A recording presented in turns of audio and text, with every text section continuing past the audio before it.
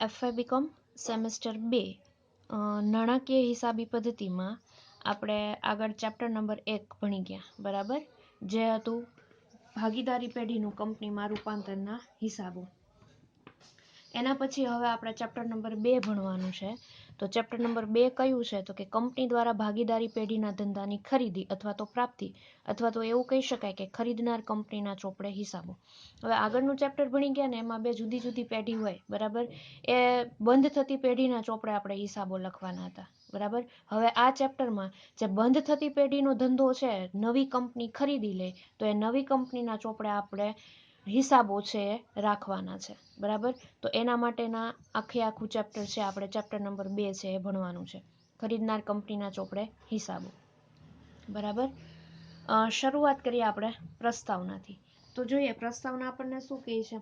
તો કે આપણને ખબર છે કે કંપની દ્વારા જે ચાલુ ધંધાની ખરીદ કરી કંપની પોતાના ચોપડે નોંધ રાખે તેને ધંધાની ખરીદીના હિસાબો કહેવાય, બરાબર.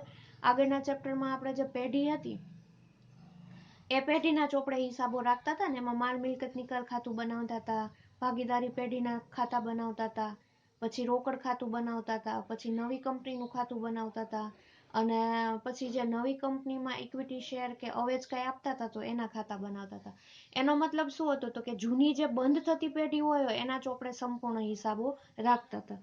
અહીંયા હવે આ ચેપ્ટરમાં આપણે કંપની દ્વારા ચાલુ ધંધાની ખરીદ કરી કંપની પોતાના ચોપડે નોંધ કરે એને ધંધાની ખરીદીના હિસાબો કહેવાય. અને આ એક સામાન્ય ઘટના છે, બરાબર. આવી ખરીદી માટેના કારણો છે એ ઘણા બધા હોઈ શકે, અને બધી જ કંપની છે પોતાના ચોપડે હિસાબો રાખે. એમાંના અમુક કારણો આપણે જોઈએ કે ધંધો શરૂ કરવામાં આવતા જે અવરોધો દૂર કરવા નવી શરૂ થતી કંપની કોઈ ચાલુ ધંધો છે એ ખરીદી લે છે. એના પછી એવું કેવું હોય તો કહી શકાય કે મર્યાદિત જવાબદારીના લાભો મેળવવા ભાગીદારી પેઢીનું કંપનીમાં રૂપાંતર, એટલે કે કંપની દ્વારા ચાલુ પેઢી છે એ ખરીદ કરવામાં આવે છે. એના પછી ધંધાના વિસ્તૃતીકરણ માટે મૂડીની જરૂરિયાતોને પહોંચી વળવા ખાનગી કંપનીનું જાહેર કંપનીમાં રૂપાંતર કરવામાં આવે છે. અને હરીફાઈ દૂર કરવાના હેતુથી અસ્તિત્વમાં આવે એક કંપની બીજી કંપનીના ધંધાને ખરીદી લે છે, બરાબર. હવે ધંધા આપણે બીજો ટોપિક જોઈએ. ધંધાની ખરીદમાં અમુક બાબતોનો અભ્યાસ છે એ ખૂબ જ જરૂરી છે. એમાં તો આપણે પહેલું જોઈએ ખરીદ કિંમત. ખરીદ કિંમત વિશે આપણે સવિસ્તાર ચેપ્ટર નંબર 1 અભ્યાસ કરી ગયા છે. ફરી પાછું આપણે જોઈએ કે ખરીદ કિંમત એટલે શું? તો કે કેટલીક વાર ખરીદનાર કંપની અને વેચનાર કંપની છે એ ધંધાની ચોક્કસ ખરીદ કિંમત નક્કી કરે છે, બરાબર, અથવા તો અન્ય રીતે પણ ખરીદ કિંમત નક્કી કરે છે, જેમાં મિલકતો અને દેવાની કિંમત છે એ નક્કી કરવામાં આવે છે કે કંપની છે એ પેઢીની કઈ કઈ મિલકતો અને દેવાઓ સ્વીકારી લેશે, બરાબર. ઘણી વખત એવું બને કે કંપની છે, નવી કંપની છે એ જૂની પેઢીની અમુક મિલકતો છે એ સ્વીકારતી નથી, તો એનો નિકાલ છે કઈ રીતે ભાગીદારી પેઢી કરશે એનો પણ ઉલ્લેખ આપણે જોઈ ગયા હતા. એટલે ખરીદ કિંમત છે એ ખરીદનાર કંપની અને વેચનાર કંપની છે એ ધંધાની ચોક્કસ ખરીદ કિંમત નક્કી કરે છે, બરાબર. એના પછી આપણે જોઈએ બી, મિલકતોની કિંમતનું પુનઃ મૂલ્યાંકન. હવે આનું પુનઃ મૂલ્યાંકન એ થાય. ઘણી વખત એવું બને કે ખરીદ કિંમત નક્કી કરતી વખતે મિલકતોની નવી કિંમત આવે. એ ચેપ્ટર નંબર 1 આપણે જોઈ ગયા છીએ, બરાબર. હવાલામાં આપણને જમીન મકાનની પાઘડીની કિંમત નવી આપી હોય, અથવા તો ફર્નિચર કાયમી મિલકતો માટે નવી કિંમત કંઈક આપણને આપેલી હોય. અને બીજું એવું કીધું હોય કે બાકીની જે અન્ય મિલકતો છે કંપની સ્વીકારી લે છે અને એ ચોપડે કિંમતે આપવાની થાય.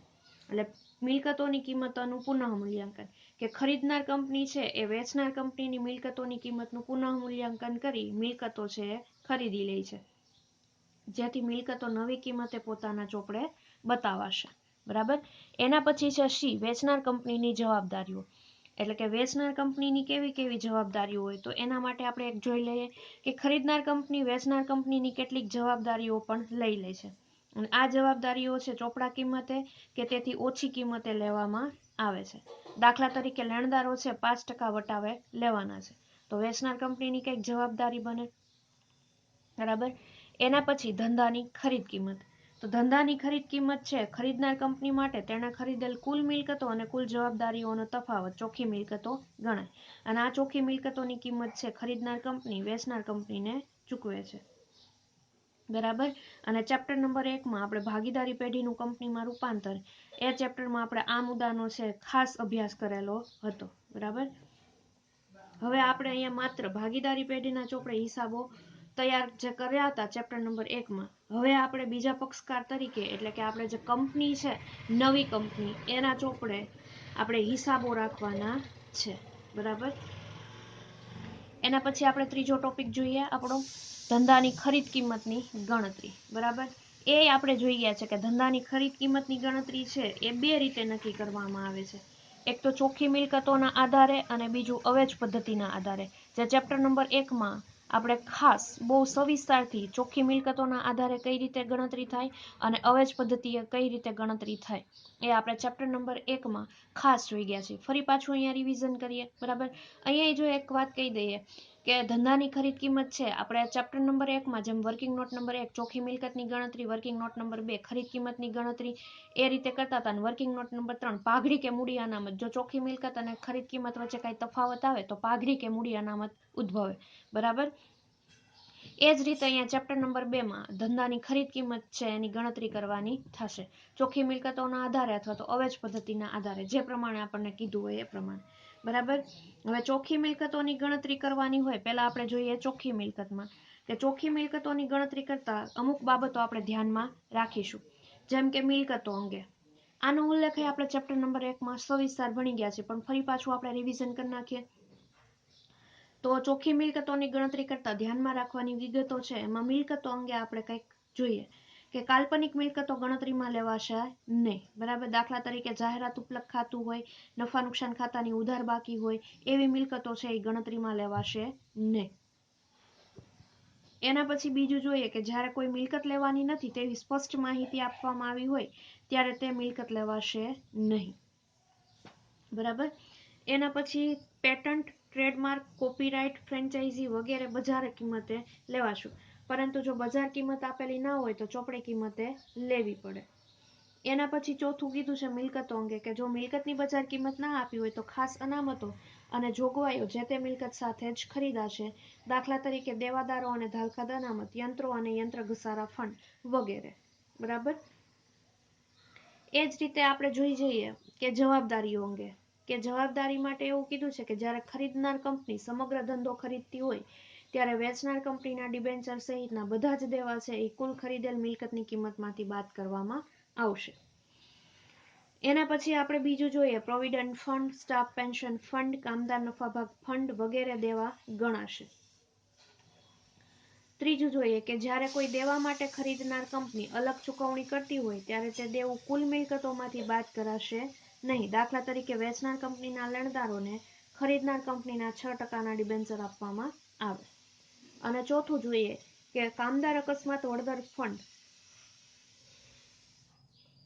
જવાબદારી નથી, પરંતુ જો સૂચના આપેલ હોય તો તેટલી રકમની બાકી જવાબદારીની માહિતી આપવામાં આવી હોય તેટલી જ રકમની જવાબદારી ગણીને બાદ કરવામાં આવશે. બરાબર.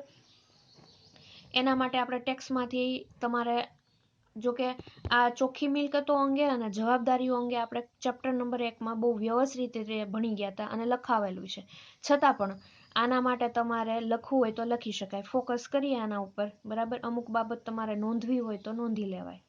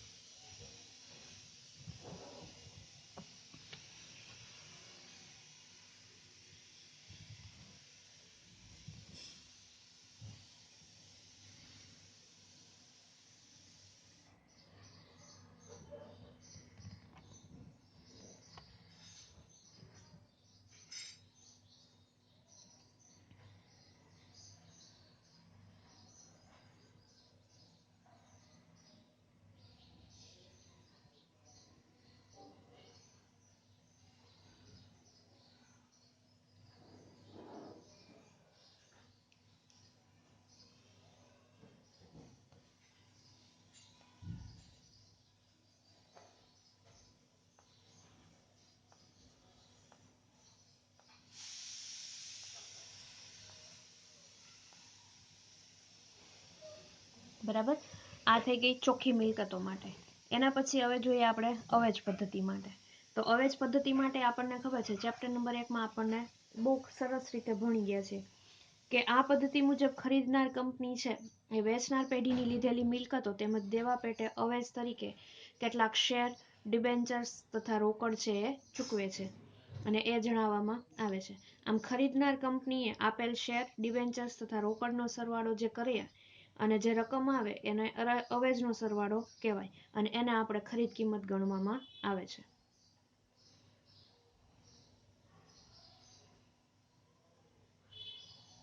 બરાબર. એના પછી આપણને ખબર છે કે પાઘડી.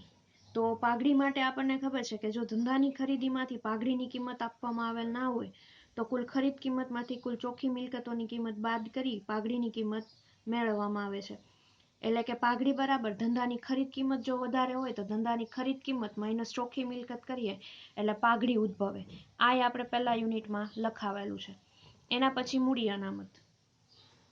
તો મૂડી અનામત માટે જોઈએ કે જ્યારે ચોખ્ખી મિલકતોની કિંમત કરતાં ધંધાની ખરીદ કિંમત ઓછી હોય ત્યારે ચોખ્ખી મિલકતો અને ધંધાની ખરીદ કિંમતના તફાવતની રકમને મૂડી નફો કહેવામાં આવે છે. એટલે કે મૂડી અનામત ખાતે મૂડી નફો લઈ જવામાં આવે છે અને આ અનામતનો ઉપયોગ છે એ પ્રાથમિક ખર્ચા, પાઘડી કે અન્ય કોઈ પ્રકારના મૂડી ખર્ચા માંડી વાળવા માટે કરવામાં આવે છે.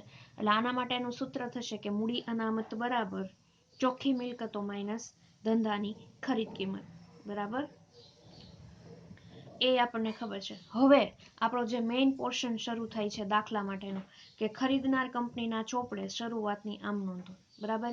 જે નવી કંપની છે, બરાબર, ખરીદનાર કંપની છે, જે જૂની પેઢીનો ધંધો ખરીદી લે છે તો એવી ખરીદનાર કંપનીના ચોપડે શરૂઆતની આમ નોંધો. બરાબર.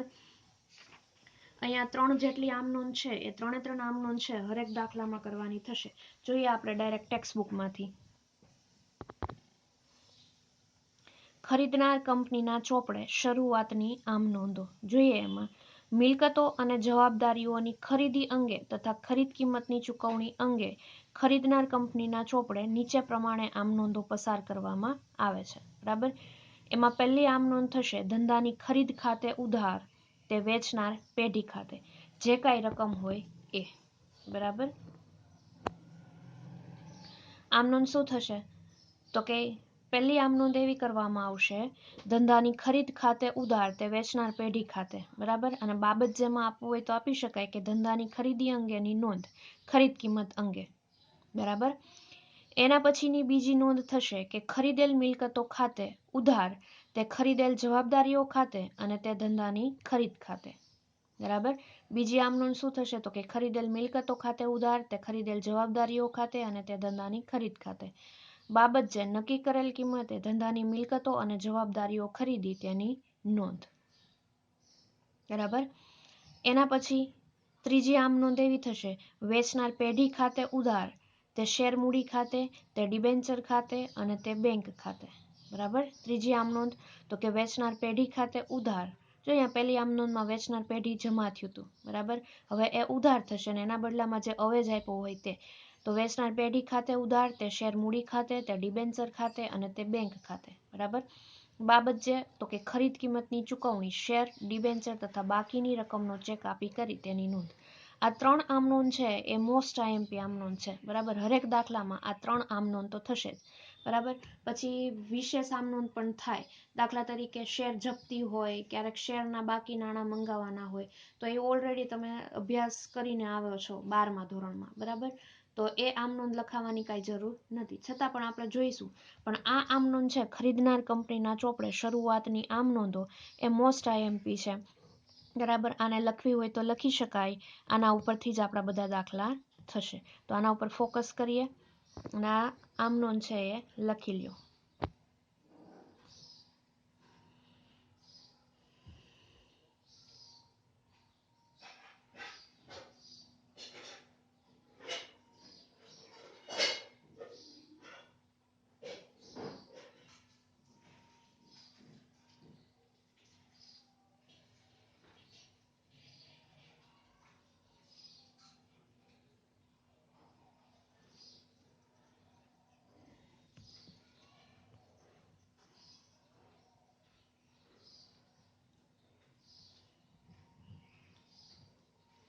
હરેક દાખલામાં આ 3 આમનોંધ છે એ તો પસાર કરવાની થશે જ, બરાબર. પહેલી આમનોંધ ધંધાની ખરીદ ખાતે, એના પછી જે આપણે ધંધાની મિલકતો લીધી હોય નક્કી કરેલી કિંમત એ, અને એના પછી જે અવેજની આપણે ચૂકવણી કરીએ છીએ, બરાબર, એમાં શેર, ડિબેન્ચર કે બેંક જે આપણે ચૂકવણી કરીએ છીએ એના માટેની આમનોંધ છે એ કરવાની થશે.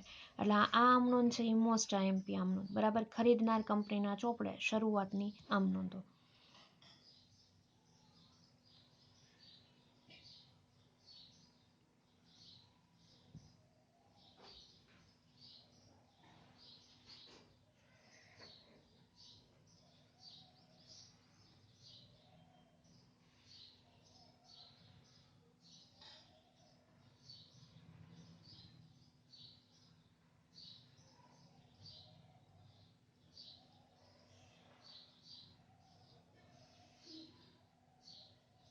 બરાબર. હવે એના પછી આપણો 7મો ટોપિક જોઈએ કે નોંધપાત્ર મુદ્દા, બરાબર. કે આપણે જે ખરીદનાર કંપનીના ચોપડે શરૂની આમ નોંધો આપશું અને આ ચેપ્ટર માટે નોંધપાત્ર મુદ્દા કયા કયા છે, તો એના માટે આપણે ડાયરેક્ટ ટેક્સ્ટમાંથી જોઈએ. શું કહે છે આપણને? તો કે નોંધપાત્ર મુદ્દામાં પહેલો મુદ્દો આપણને એવો કહે છે કે પાઘડી કે મૂડી અનામતની રકમ આ નોંધ લખતી વખતે નોંધાશે.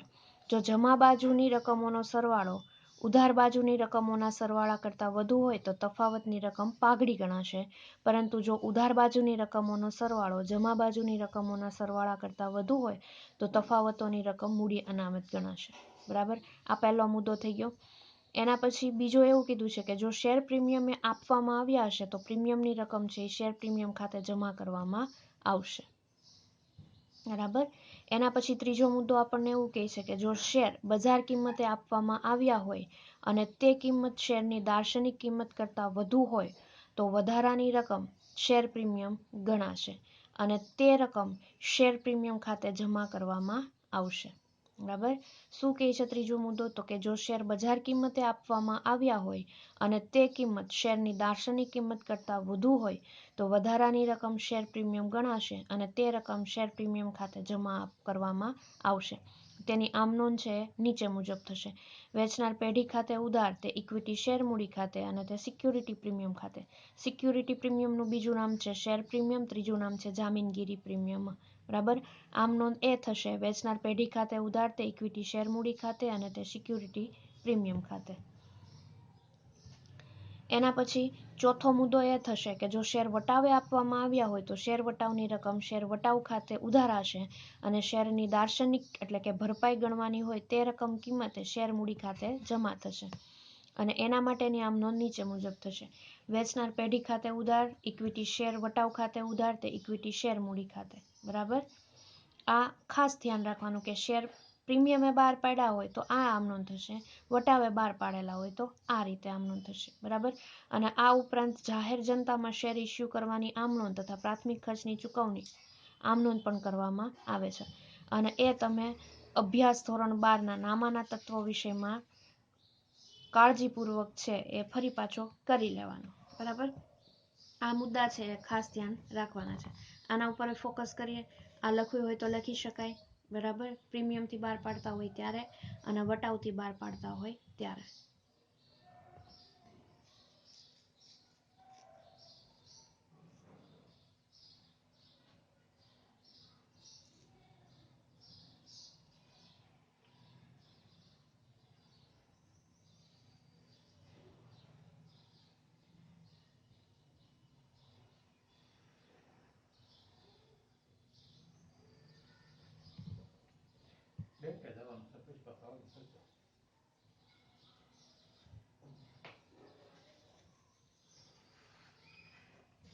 બરાબર. અને એના પછીનો આપણે મુદ્દો જોઈએ કે કંપનીનું પાકું સરવૈયું 2013માં સુધારેલ કંપની ધારા મુજબ. અત્યાર સુધી તમે પાકું સરવૈયું એવું બનાવતા હતા કે મૂડી દેવા રકમ મિલકત લેણાને રકમ એટલે કે ટી ફોર્મેટમાં બનાવતા હતા. હવે કંપનીનું પાકું સરવૈયું છે 2013માં સુધારેલ કંપની ધારા મુજબ ઊભું પાકું સરવૈયું બનાવવાનું થશે, જેમાં વિગત અને રકમ એ રીતે આવશે, બરાબર. અને વિગત અને રકમ એ રીતનું આપણે બનાવીશું તો વિગતમાં આપણે પહેલું હેડિંગ આપવું પડશે ઇક્વિટી અને દેવા, એટલે કે જે તમે પાકું સરવૈયું મૂડી અને દેવા બનાવતા હતા એ જ અહીંયા પહેલું હેડિંગ આપવાનું થશે ઇક્વિટી અને દેવા, બરાબર. ઇક્વિટી અને દેવામાં શેર હોલ્ડરના ભંડોળ, અનામત અને વધારો, ચાલુ દેવા, ચાલુ જવાબદારીઓ બધું આવી જાય, બરાબર. ટૂંકમાં જે મૂડી દેવા બાજુ તમે બધી વિગતો લખતા હતા એ જ વિગતો અહીંયા તમારે પહેલા હેડિંગમાં ઇક્વિટી અને દેવામાં લખવાનું થશે, બરાબર. અને ઊભા પાકા સરવૈયા મુજબ પહેલું હેડિંગ ઇક્વિટી અને દેવા, જે મૂડી અને દેવા બાબત ગણાશે. અને બીજું જે મિલકત અને લેણા બાજુ તમે નોંધ કરતા હતા એ જ બધી મિલકતો અને લેણા છે એ બીજું હેડિંગ થશે, બરાબર, મિલકતો. એટલે મિલકત લેણા બાજુ જે કઈ વિગતો તમે દર્શાવતા હતા એ તમારે અહીંયા મિલકત લેણા બાજુ એટલે કે મિલકતોમાં દર્શાવવાની થશે. એટલે પહેલું આપણું ઇક્વિટી અને દેવાનો ટોટલ અને બીજું આપણું હેડિંગ મિલકતોનો ટોટલ છે એ ઊભા પાકા સરવૈયામાં ટેલી થઈ જવો જોઈએ. એ આપણે દાખલા ગણીશું ત્યારે વધારે આપણને ક્લિયર થશે, બરાબર. પણ આપણે હવે પછી કંપનીનું પાકું સરવૈયું છે એ ઊભા ફોર્મેટમાં બનાવવાનું થશે, બરાબર. એમાં ફારફેર કાંઈ નથી. અત્યાર સુધી તમે મૂડી દેવા રકમ, મિલકત લેણાને રકમ બનાવતા હતા, અહીંયા તમારે વિગત અને રકમ એ રીતના બનાવવાનું થશે. એટલે પહેલું હેડિંગ તમારે આપવાનું થશે ઇક્વિટી દેવા, જે તમે મૂડી દેવા તરીકે જાણો છો. અને બીજું હેડિંગ થશે તમારું મિલકતો, જે તમે મિલકત અને લેણામાં જે વિગતો લખો છો એ, બરાબર. અને એના પછીનો આપણો 9મો ટોપિક આ ચેપ્ટરનો થિયરી પોર્શનનો, બરાબર, સમજ માટે, કે દેવાદારો અને લેણદારોના ઉપલક ખાતા અંગે. ઘણી વખત આપણને દેવાદારો અને લેણદારોના ઉપલક ખાતા અંગે પણ કંઈક કીધું હોય, તો એના માટે હારવાર એની થિયરી કે એની જે આમનોંધો છે એ જોઈ જઈએ આપણે. પછી આપણે પ્રેક્ટિકલ દાખલા આપણા છે એ શરૂ કરીએ.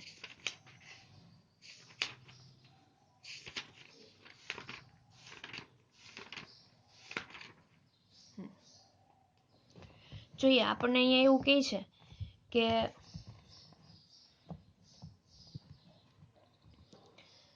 દેવાદારો અને લેણદારોના ઉપલક ખાતા અંગે. ખરીદનાર કંપની વેચનાર કંપનીના દેવાદારો અને લેણદારો કેટલાક સંજોગોમાં સ્વીકારતી નથી, પરંતુ વેચનાર કંપનીની વિનંતીથી તેના વતી તેના દેવાદારો પાસેથી ઉઘરાણી કરવાનું અને તેના લેણદારોને એટલે કે જવાબદારીઓને ચૂકવવાનું કાર્ય સ્વીકારે છે. આ બંને કાર્ય કરવા માટે તે ખરીદનાર કંપની નક્કી કરેલી શરત મુજબ યોગ્ય દરે કમિશનની રકમ મેળવે છે.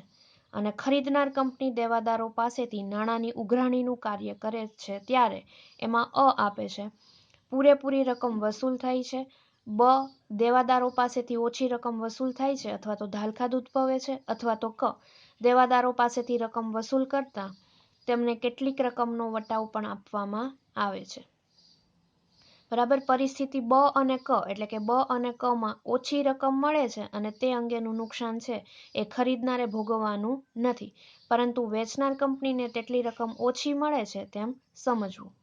જ્યારે ખરીદનાર કંપની અને વેચનાર કંપની વચ્ચે આ નુકસાન ખરીદનાર કંપનીએ ભોગવવું અને તેના બદલામાં તેને વધારાનું કમિશન એટલે કે વધારે ઊંચા ટકા આપવામાં આવે ત્યારે દેવાદારોને પૂરેપૂરી રકમ વેચનાર કંપનીને ચૂકવવામાં આવે છે અને ઉદ્ભવેલ નુકસાન છે એ ખરીદનાર કંપનીએ જ ભોગવવાનું હોય છે. એના પછી લેણદારો માટે આપણને કંઈક માહિતી આપે છે. તો લેણદારો માટે જોઈએ કે લેણદારોને નાણાંની ચૂકવણી કરવામાં આવે છે. પહેલું, તેમને પૂરી રકમ ચૂકવવામાં આવે છે. બીજું, તેમની પાસેથી વટાવ મળે છે એટલે કે ઓછી રકમ ચૂકવવામાં આવે છે. અને આ રકમ અંગે પણ વેચનાર કંપનીનો જ અધિકાર હક રહે છે. તે તેના માટે લેણદારોને આપેલ વટાવ તરીકે ગણવામાં આવે છે. અને આ કાર્ય કરવા માટે પણ ખરીદનાર કંપનીને નક્કી કરેલી શરતોને આધીન કમિશન આપવામાં આવે છે, બરાબર. અંતમાં આ કાર્ય કરવા બદલ ખરીદનાર કંપનીએ કોઈ પણ પ્રકારના ખર્ચા ચૂકવેલ હોય તો તે નક્કી કરેલી શરત મુજબ મજરે મેળવીને અથવા તો ખરીદનાર કંપની તે રકમ ભોગવે છે અને બાકીની રકમની ચૂકવણી કરવામાં આવે છે. હિસાબો બંધ કરવા માટે વેચનાર કંપનીનું ઉપલક ખાતું તૈયાર કરવામાં આવે છે, બરાબર. હવે ખરીદનાર કંપનીના ચોપડે દેવાદારો અને લેણદારોના ઉપલક ખાતા માટેની હિસાબી નોંધ, બરાબર. ખરીદનાર કંપનીના ચોપડે દેવાદારો અને લેણદારોના ઉપલક ખાતા માટે હિસાબી નોંધ. હવે દાખલામાં આપણને આગળની જે ખરીદનાર કંપનીના ચોપડે આપણે 3 આમનોંધ જોઈ ગયા ત્યારે એવું કીધું હતું કે 3 આમનોંધ તો પાસ કરવાની થાય, પણ દાખલામાં ક્યારેક આપણને લેણદાર અને દેવાદારના ઉપલક ખાતા આપેલા હોય, બરાબર. તો એના માટેની કંઈક આમનોંધ કરવી પડશે. તો પહેલી આમનોંધ થશે દેવાદારોની કુલ રકમની નોંધ. વેચનાર પેઢીના દેવાદાર ખાતે ઉધાર તે વેચનાર પેઢીના ઉપલક ખાતે. બરાબર. દેવાદારોની કુલ રકમ માટેની નોંધ થશે વેચનાર પેઢીના દેવાદાર ખાતે ઉધાર તે વેચનાર પેઢીના ઉપલક ખાતે. પછી બીજી આમ નોંધ તો કે લેણદારોની કુલ રકમની નોંધ. બરાબર. આમ નોંધ શું થશે તો કે વેચનાર પેઢીના ઉપલક ખાતે ઉધાર તે વેચનાર પેઢીના લેણદાર ખાતે. બરાબર. એના પછી ત્રીજી આમ નોંધ કઈ થશે તો કે દેવાદાર પાસેથી ઉઘરાણીની રકમ મળે અથવા તો ઉઘરાણીની વસૂલ કરી તેમને વટાવ આપવામાં આવે અથવા તો ધાલખાદ ઉદ્ભવે ત્યારે આમ નોંધ શું થશે તો કે રોકડ ઓબ્લિક બેંક ખાતે ઉધાર વેચનારના ઉપલક ખાતે ઉધાર તે વેચનારના દેવાદાર ખાતે. બરાબર. અને આપેલ વટાવ અને ધાલખાદની નોંધ અંગે વેચનારના ઉપલક ખાતે રકમ ઉધાર કરવી. જો અહીંયા આપણે કઈ રીત છે. બરાબર.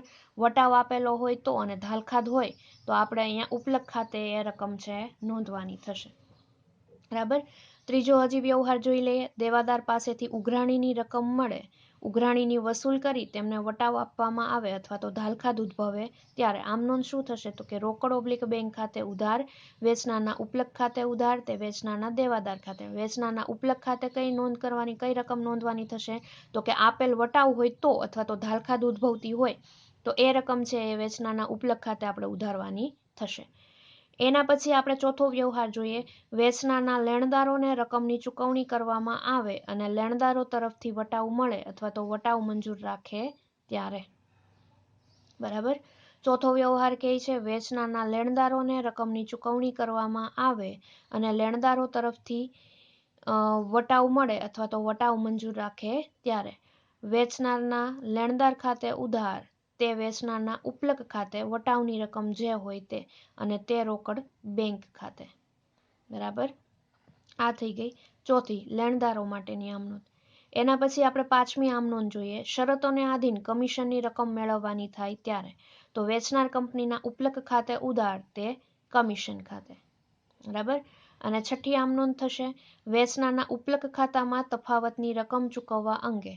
ધંધો ખરીદનાર કંપની રકમ ચૂકવવા માટે ચૂકવણીમાં રોકડ ઇક્વિટી શેર પ્રીમિયમ સહિત અને ડિબેન્ચરની ચૂકવણી કરે ત્યારે આમ નોંધ શું થશે વેચનાર કંપનીના ઉપલક ખાતે ઉધાર ડિબેન્ચર વટાવ ખાતે ઉધાર તે રોકડ ખાતે તે શેર મૂડી ખાતે તે શેર પ્રીમિયમ ખાતે અને તે ડિબેન્ચર ખાતે. બરાબર. આ થઈ ગયા લેણદાર અને દેવાદારના ઉપલક ખાતા માટેની હિસાબી નોંધ. 6 એ 6 આમ નોંધ. બરાબર. આના ઉપર ફોકસ કરવું હોય તો કરી શકાય. બરાબર. પહેલી બીજી આમ નોંધ.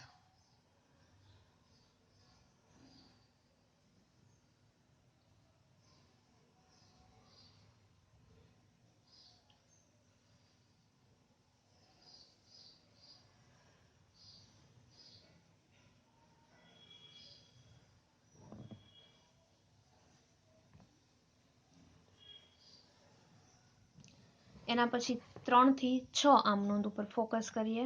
બરાબર. આ બધી આમ નોંધ છે એનો કેક ને કેક આપણે દાખલા ગણીશું તો એમાં ઉલ્લેખ હશે જ. એટલે એ ખાસ જોવું. બરાબર.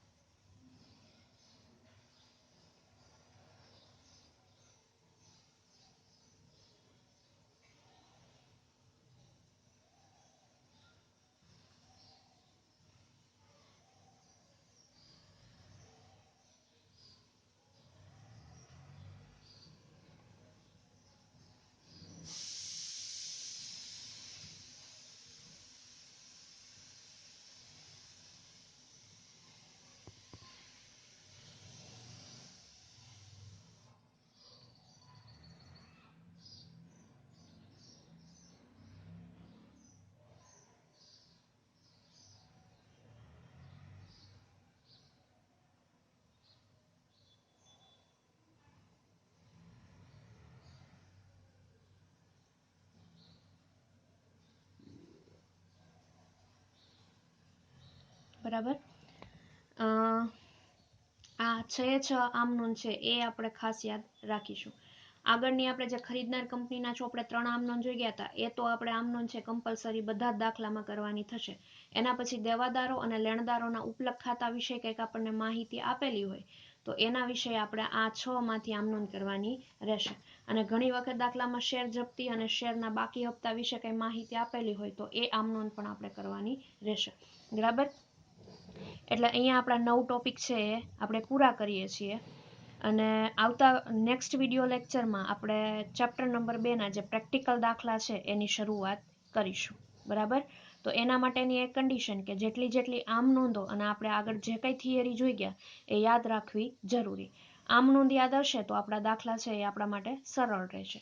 એટલે હવે પછીના નેક્સ્ટ વિડીયો લેક્ચરમાં આપણે દાખલાથી શરૂઆત કરીશું. બરાબર. ચેપ્ટર નંબર 2 માં.